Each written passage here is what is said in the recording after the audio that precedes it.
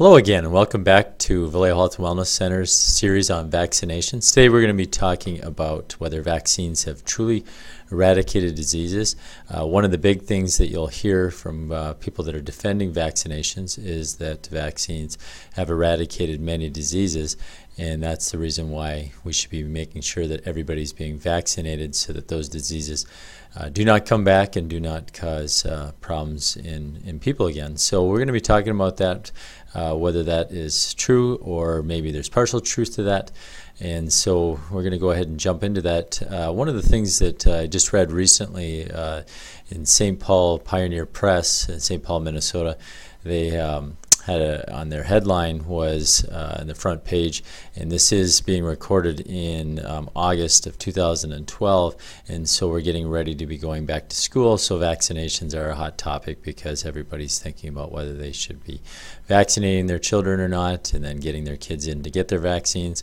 And so they had an article in the paper, again, front page news, was that are people not vaccinating their children putting other children at risk? And again, one of the big things that's touted is that they are putting people at risk because these vaccines are very effective in getting rid of these diseases and eradicating the disease. So that's what we want to talk about today. So let's just jump right into it. So one of the biggest assumptions behind vaccines when you talk to people is that vaccines, the benefits include the decline of infectious diseases and are the only way to prevent epidemics of dangerous diseases. Other things that they talk about that many people believe are that vaccines are safe and that they're effective and their effects are long-lasting. So today we're going to talk again about whether that's truly the case. Have vaccines truly eradicated diseases? And one of the big ones that we tend to think about is smallpox. That's one that if you think about the disease, it was very significant to people and was causing deaths, and was epidemic around the world with smallpox. And so we tend to think of that the vaccine is what eradicated the disease. So let's look and see history, if history does say that smallpox was eradicated by the vaccine. So let's look at a history. We had mentioned in the first video that Edward Jenner was the discoverer of all modern day vaccines. So in 1796, Edward Jenner administers first smallpox vaccine. And then in 1801, the first vaccine program starts in South Carolina. Mass vaccination programs are carried out around the world after that. And by the 1960s, though, many third world countries had actually halted mass vaccinations because it wasn't working as planned. One example was that there were still outbreaks of 88% in people that were vaccinated in India. So by 1972, the WHO, World Health Organization, began a surveillance and containment campaign. So they really switched the way that they were vaccinating. So what they did was they started actively seeking people with smallpox. Once they found those people that had smallpox, they isolated them in their homes, so basically quarantined them, and then they did a ring vaccination. That means that everybody that was close to that person, they would vaccinate to all the family members and any other close contacts. And so outbreaks stopped within 4 years after that, and smallpox was eliminated within 7 years after that. So we can see that taking this new approach played a huge part in eradicating smallpox. But what we can also see was two different things were happening. One was quarantine, and the other was vaccination. So which was being more effective, the quarantine or the vaccination? And so that does raise the question: did the vaccine truly eradicate the disease, or did mass quarantine?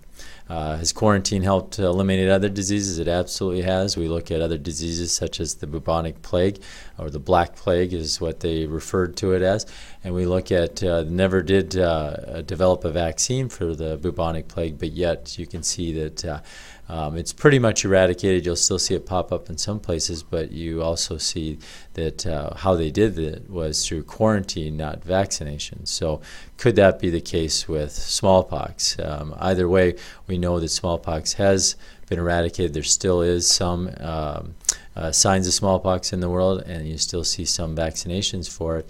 And again, is quarantine the reason, though, that we've seen such a decline in it? Another one that we tend to think of, and this is one that especially hits home to people that were growing up around the time of the polio vaccine, or the polio disease, I should say, and you can see a lot of people were affected, and so a lot of people are either know of somebody that's had it, or potentially had dealt with it themselves. And so it hits really close to home because it was a significant disease, especially in the United States. And so we look at polio and we can see that you don't see that anymore. Understanding the disease and the transmission of the disease will also help you to understand some of the things that we've done to help eliminate polio in this country and in other countries. We're going to talk about later when we do talk about the specific vaccines, when I go over each one individually. But when we look at polio, we definitely know that it affected many people's lives, and it still touches a lot of people's hearts because they were around when that was happening. So what we have to look at is that the disease, polio, has been around for thousands of years. Was never an epidemic disease. What you always saw was it being endemic, meaning you'd see it in small portions of a world, or of a country, but you never saw it really affect the entire world. That didn't happen until the 1900s.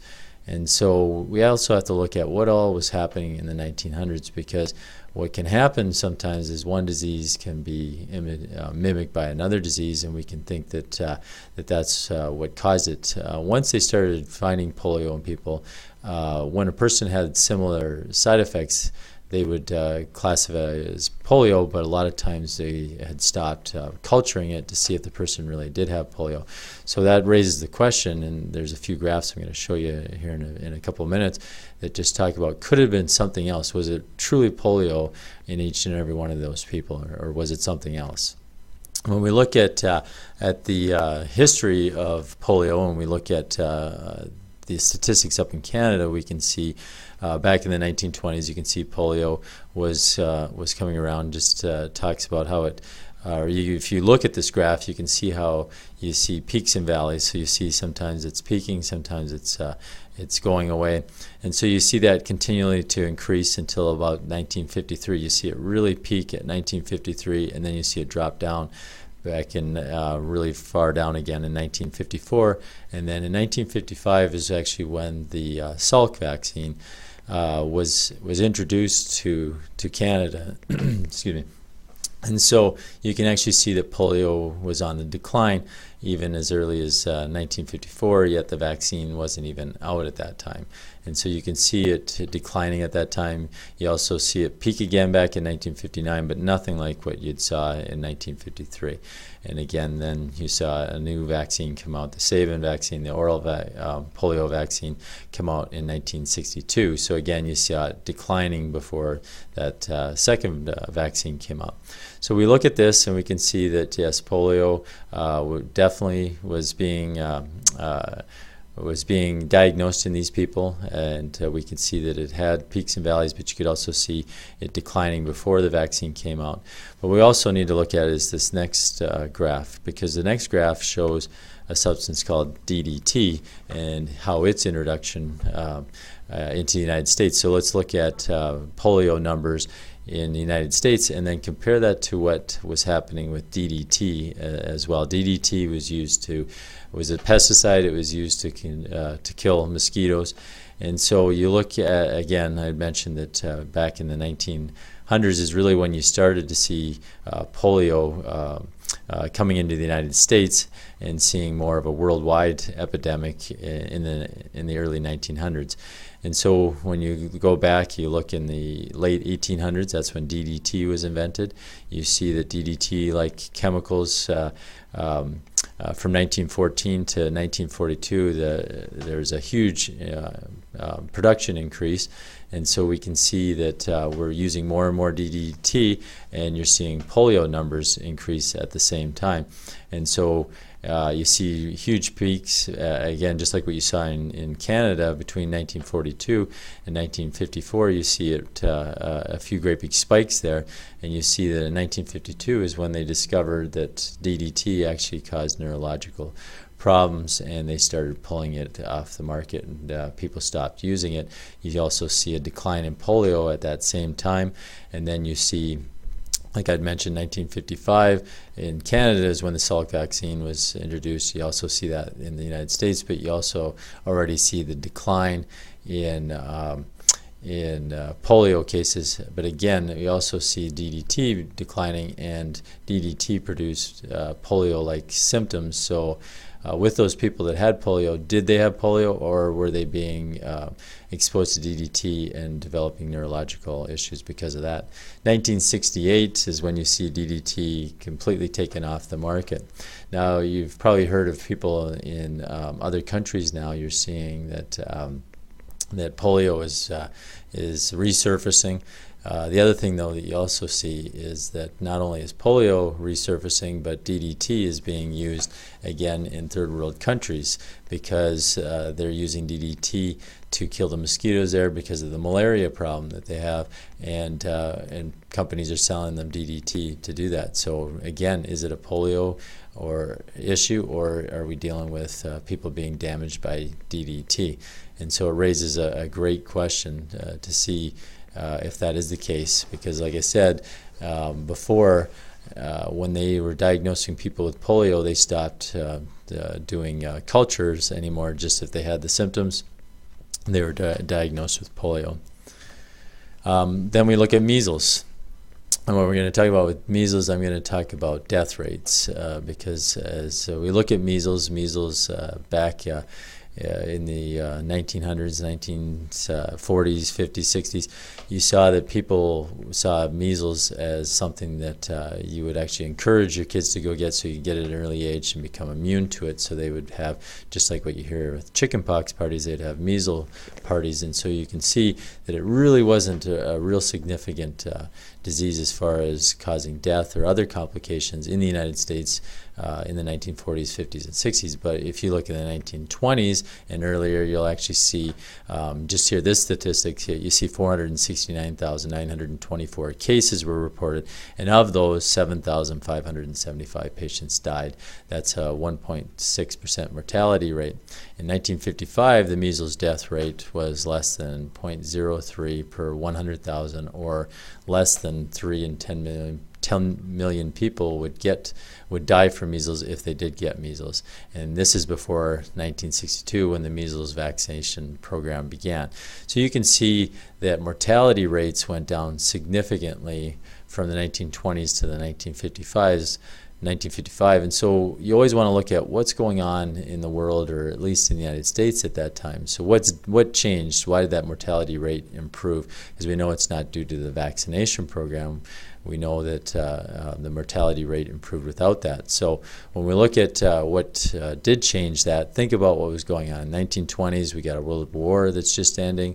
We have a depression that's starting. We have a country that's under a huge amount of stress. We have people going through more world travel because of the world wars and being exposed to other things. And again, the stress rate was high. And you also have to look at the fact that there wasn't much refrigeration at that time, and sanitation wasn't near like it used to be. And so we can see huge changes in our sanitation. Refrigeration is probably what made a huge difference.